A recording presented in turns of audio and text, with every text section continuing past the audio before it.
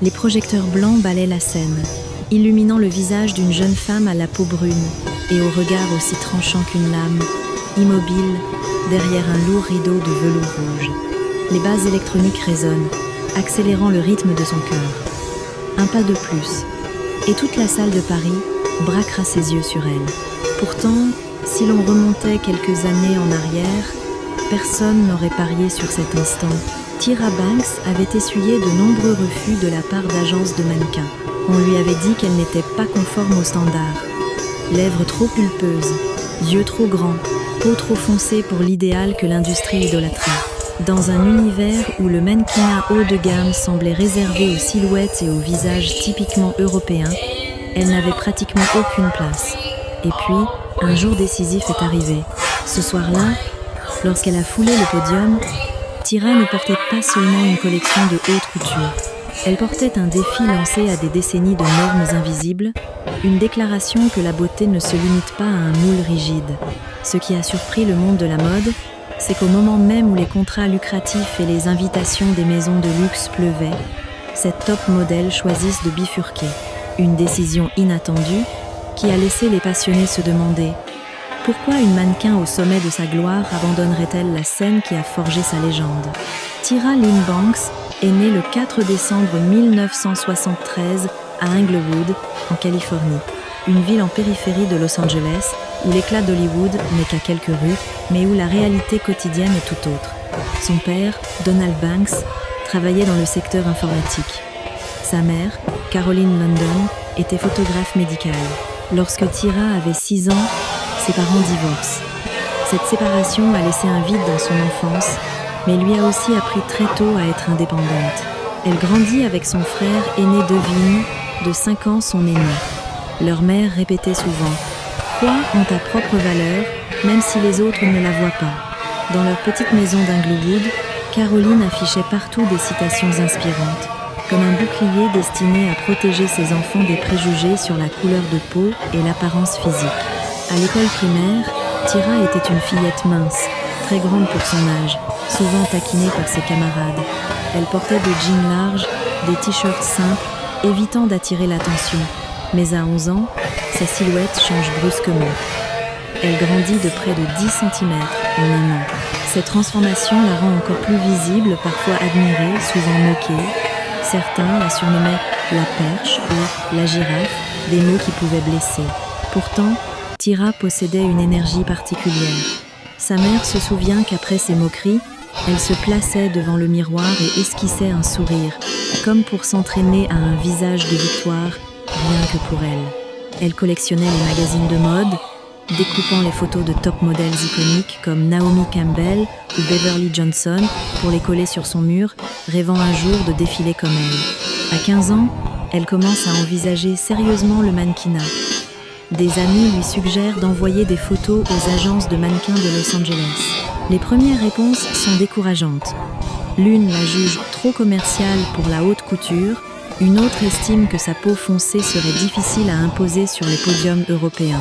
Ces refus, loin de l'abattre, renforcent sa détermination. Si la porte ne s'ouvre pas, elle trouvera un autre moyen d'entrer.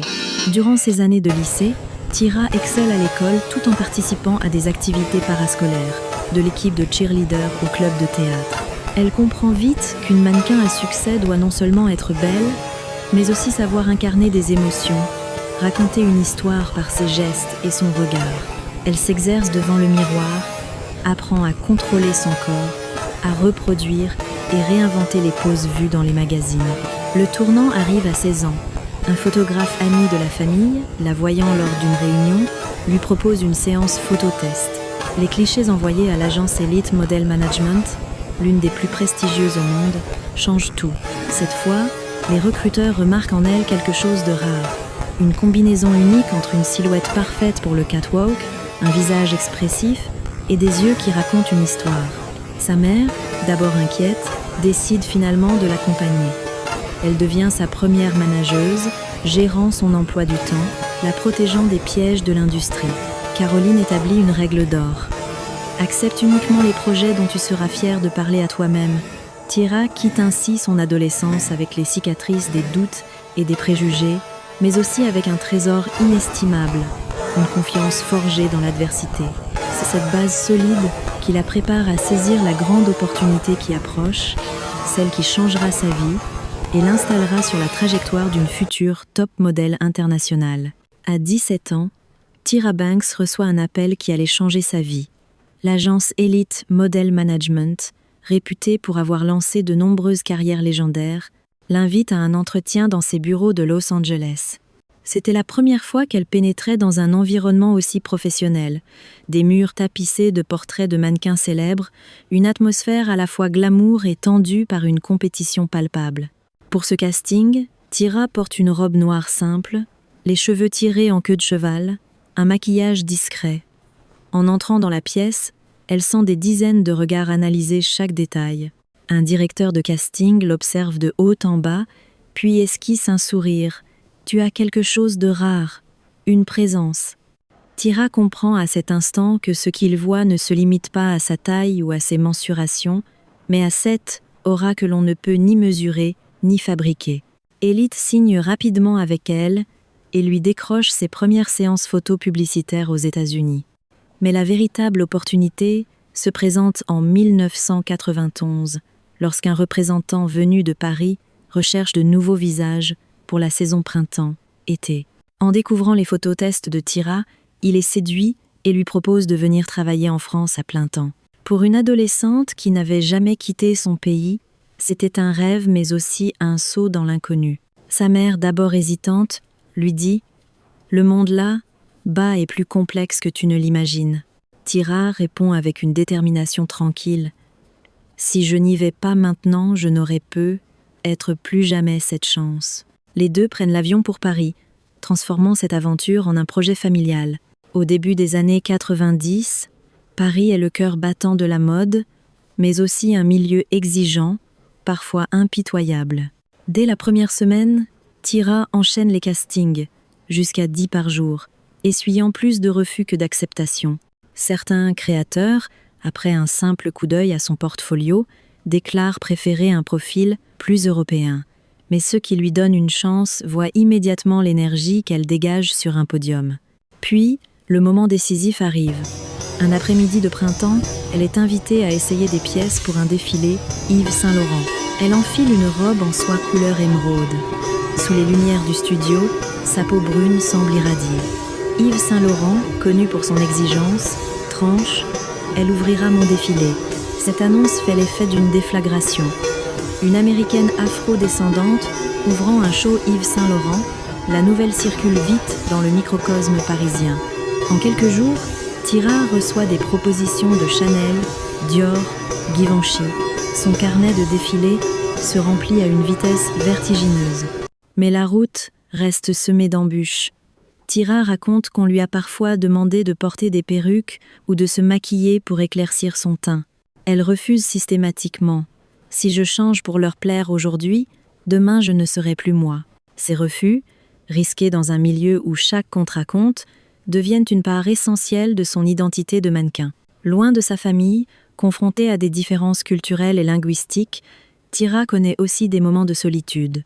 Pourtant, ces épreuves renforcent sa résilience. Paris devient pour elle bien plus qu'un tremplin. C'est l'école où elle apprend à défendre ses valeurs dans une industrie qui teste sans cesse ses limites. Quand la saison se termine, elle n'est plus la jeune fille timide d'Inglewood.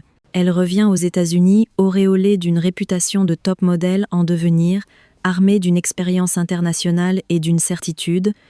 Elle peut se tenir sur n'importe quel podium du monde et captiver l'attention, peu importe les normes établies. Le milieu des années 90 marque l'apogée de Tyra Banks. Après une saison spectaculaire à Paris, elle devient l'un des noms incontournables de la haute couture et du prêt à portée de luxe. En 1993, elle signe un contrat d'exclusivité avec CoverGirl, l'une des plus grandes marques de cosmétiques américaines. Son sourire éclatant et sa peau lumineuse apparaissent dans des campagnes diffusées partout aux États-Unis, cassant l'image figée de la mannequin blanche comme unique standard de beauté dans la publicité. Sur les podiums, Tyra enchaîne les défilés prestigieux. Chanel, Christian Dior, Givenchy, Anna Sui, Isaac Mizrahi, Chaque apparition est un mélange d'assurance et de fluidité, d'élégance et de puissance. Karl Lagerfeld déclare un jour « Tyra ne se contente pas de porter un vêtement, elle le vit ». Cette capacité à fusionner avec la création, tout en y ajoutant sa personnalité, devient sa signature. En 1986, elle entre dans l'histoire en devenant la première mannequin afro-américaine à faire la couverture de GQ et du Sports Illustrated Swimsuit Issue. Les photos prises aux Bahamas, où elle pose en bikini ambré sur fond d'océan turquoise, deviennent iconiques. Pour beaucoup, c'est la preuve éclatante qu'une top modèle noire peut dominer un marché longtemps réservé à d'autres. Ce qui distingue Tyra, c'est sa connexion avec le public. Chaque défilé est pour elle une narration. Elle ne se contente pas de marcher, elle raconte. Un simple regard ou un sourire suffit à happer l'attention. Les photographes adorent travailler avec elle, fascinés par sa capacité à se métamorphoser. Un instant puissante et imposante, l'instant d'après douce et sensuelle. Hors podium, Tyra devient une figure familière des plateaux télé et des magazines. Elle participe à des talk-shows, répond aux interviews avec humour et intelligence. Un jour, elle confie « Je sais que certaines personnes viennent au défilé pour voir si je vais trébucher. Mais si je tombe, j'en ferai partie intégrante du show. » Cette polyvalence lui ouvre de nouvelles portes. Elle tourne au cinéma, Higher Learning en 1995, Coyote Ugly en 2000, prouvant qu'elle n'est pas qu'un joli visage. Certaines marques la choisissent non seulement pour son apparence, mais aussi pour sa capacité à incarner un message de diversité et de confiance en soi. Cependant, ce succès attire aussi les jalousies. Dans les coulisses, certaines collègues supportent mal de voir une mannequin réussir à la fois sur les podiums et dans les médias. Tyra choisit de rester professionnelle, concentrée sur ses objectifs, laissant ses résultats parler d'eux-mêmes. La fin des années 90 condense 3 images symboliques de sa gloire. La couverture mythique du Sports Illustrated, les campagnes mondiales de Victoria's Secret et les défilés haute couture à Paris, Milan et New York, où elle occupe la place convoitée d'ouvreuse ou de clôture, un véritable trône dans l'univers des top modèles. Malgré la lumière des projecteurs, Tyra garde en mémoire la fillette d'Inglewood moquée pour sa taille et son apparence. Ce souvenir l'empêche de se laisser griser par le succès et la pousse à vouloir ouvrir la voie à une nouvelle génération plus diverse. Elle sait que chaque pas qu'elle fait sur le podium n'est pas seulement pour elle, mais pour toutes celles qui viendront après. Ce qui fait de Tyra Banks une figure iconique ne réside pas seulement dans l'éclat de ses moments sur les podiums, mais dans la façon dont elle a redéfini le rôle d'un mannequin aux yeux du grand public. Alors que beaucoup de ses collègues cultivaient une image distante et mystérieuse, Tyra a choisi de briser ce mur invisible. Elle a montré sa vraie personnalité, joyeuse, drôle, parfois espiègle, à la télévision, permettant aux fans de découvrir qu'une top modèle est avant tout une femme réelle, avec ses émotions et son histoire. En 2003, elle prend une décision audacieuse, lancer America's Next Top Model, ANTM. Ce programme ne se contente pas de dénicher de nouveaux visages. Il devient un manifeste pour la diversité. Tyra y ouvre la porte à des candidates plus petites que la norme, aux physiques atypiques, issues de communautés souvent invisibles dans la mode. Elle les encourage à transformer leurs faiblesses supposées en force, tout en critiquant ouvertement les standards rigides et irréalistes imposés par l'industrie du mannequinat. Elle n'hésite pas non plus à se montrer vulnérable. Dans un épisode marquant, Tyra retire sa perruque face caméra pour révéler ses cheveux naturels, envoyant un message clair. La beauté ne réside pas dans ce qu'on ajoute à votre apparence, mais dans la confiance que l'on porte en soi. Ce geste, venant d'une top modèle associée à l'image parfaite, crée un véritable choc médiatique. En dehors de la télévision, Tyra utilise sa voix pour défendre les droits des mannequins. Elle raconte les fois où l'on a exigé qu'elle perde du poids de façon extrême ou qu'elle éclaircisse sa peau, et comment elle a refusé. Lorsqu'un magazine retouche ses photos pour affiner son visage, elle exige que la version originale soit publiée avec des excuses publiques. Si j'accepte cela, je dis aux jeunes filles qu'elles ne seront jamais assez belles. Sa différence tient aussi à sa capacité à diversifier sa carrière sans renier son identité. Tyra publie des livres, donne des conférences sur la confiance en soi et l'image corporelle et fonde T-Zone, une organisation à but non lucratif destinée à aider les jeunes, en particulier les filles, à développer leurs compétences de vie et leur assurance. Certains dans l'industrie doutent alors de sa stratégie. Pour eux, une mannequin doit rester focalisée sur la mode si elle veut conserver sa place. Mais Tyra prouve le contraire. Non seulement elle reste célèbre, mais elle construit une marque personnelle solide, fondée sur des valeurs authentiques plutôt que sur une simple image. Ses choix ne sont pas sans conséquences. Certaines maisons de luxe mettent fin à leur collaboration, estimant qu'elle est devenue trop grand public, ou qu'elle a perdu son aura, exclusive en apparaissant dans des programmes de divertissement. Tyra accepte ses pertes. Je ne veux pas être une icône uniquement belle en photo. Je veux être la femme qui fait croire aux filles qu'elles ont le droit d'exister à leur manière. Aujourd'hui, son influence dépasse largement le cadre de la mode. Tyra a contribué à rendre l'industrie plus inclusive, ouvrant la voie à une génération de top modèles aux origines, morphologies et styles variés. Plus importante encore, elle a montré au public que la séduction et le charisme ne résident pas dans la conformité aux règles, mais dans la fierté d'assumer sa singularité. À la fin des années 2000, Tyra Banks est omniprésente. America's Next Top Model cartonne et The Tyra Show, son talk-show personnel, attire des millions de téléspectateurs. Mais cette cadence infernale commence à éroder l'image de reine infatigable qu'elle avait bâtie. En 2010, une polémique éclate lorsqu'un épisode d'ANTM est critiqué pour la mise en scène d'un défi jugé, offensant sur le plan culturel. Bien que l'émission présente des excuses et modifie le contenu, une partie du public s'interroge sur la direction prise par le programme, autrefois salué pour sa promotion de la diversité. En tant que productrice et juge principale, Tyra encaisse de plein fouet la pression médiatique. Parallèlement, le rythme effréné des tournages et la gestion de multiples projets simultanés entraînent une fatigue accumulée.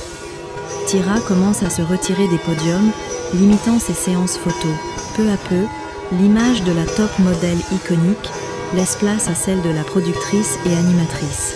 L'annonce de la fin de The Tyra Show en 2010 surprend ses fans. Officiellement, elle explique vouloir consacrer plus de temps à elle-même et à d'autres projets. Les médias, eux, spéculent sur des désaccords créatifs avec son équipe ou sur des pressions de sponsors. Aucune rumeur n'est confirmée, mais elle laisse planer un voile de mystère sur cette décision. Dans les années qui suivent, Tyra se réinvente. Entrepreneuse en cosmétique, autrice, conférencière et même professeure à l'université de Stanford, où elle enseigne la gestion de marques personnelles. Mais cette diversification l'éloigne des radars du mannequinat traditionnel, un milieu où l'absence prolongée peut rapidement faire perdre sa place. Les couvertures de magazines se font plus rares, les campagnes de luxe se tournent vers une nouvelle génération de mannequins comme Gigi Hadid ou Kendall Jenner.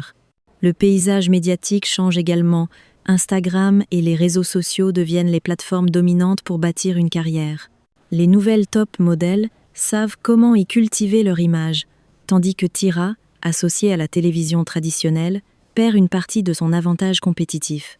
Même si elle conserve des millions de followers, elle n'apparaît plus aussi souvent dans les campagnes mondiales qui faisaient sa réputation.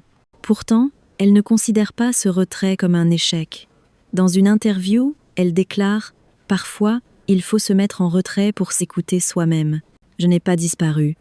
Je prépare simplement le prochain chapitre. » Aux yeux du public, cependant, l'image de Tyra sur les podiums de haute couture ou en couverture de Sports Illustrated devient un souvenir. On se souvient de ses défilés mémorables, de son charisme unique, mais on n'attend plus de la voir ouvrir ou clore un grand show. Comme une étoile filante qui a illuminé le ciel de la mode, chacun sait que ce fut un instant rare, et qu'il ne reviendra peu, être pas. Cette parenthèse dans sa carrière laisse chez ses admirateurs un mélange de nostalgie et de curiosité. Tyra Banks a-t-elle vraiment quitté la scène, ou prépare-t-elle en silence un retour capable de surprendre toute l'industrie du mannequinat? Aujourd'hui, Tyra Banks ne foule plus régulièrement les podiums, mais son empreinte est toujours présente dans l'univers de la mode. Ce qu'elle a accompli, briser les barrières liées à la couleur de peau, promouvoir la diversité, transformer l'image de la mannequin en personnalité à part entière, a redéfini les règles du jeu pour toute une génération. De nombreuses jeunes mannequins, lorsqu'on leur demande leurs inspirations, citent spontanément Tyra. Elles se souviennent d'une femme qui a osé dire non à des demandes irréalistes, qui a utilisé son image pour inciter chacun à aimer son corps et à affirmer son identité. Certains critères de sélection adoptés aujourd'hui par des émissions et agences plus inclusifs et ouverts trouvent leur origine dans les principes que Tyra a défendus avec constance. Elle a un jour déclaré « Une mannequin peut disparaître des couvertures de magazines, mais si elle laisse derrière elle une manière de penser et des valeurs, elle reste là, dans chaque photo des générations suivantes. » Cette phrase résume parfaitement son parcours, celui d'une jeune fille jugée hors norme, devenue top modèle mondialement reconnue, capable de transformer les mentalités au-delà des podiums. Reste une question. Si Tyra Banks commençait sa carrière aujourd'hui, dans un monde de la mode déjà plus ouvert qu'il y a 30 ans, devrait-elle encore se battre aussi durement? Et si la réponse est oui, alors cela prouve que son héritage reste indispensable, un rappel, chaque fois que les lumières des défilés s'allument, que la beauté n'a jamais eu de frontières fixes.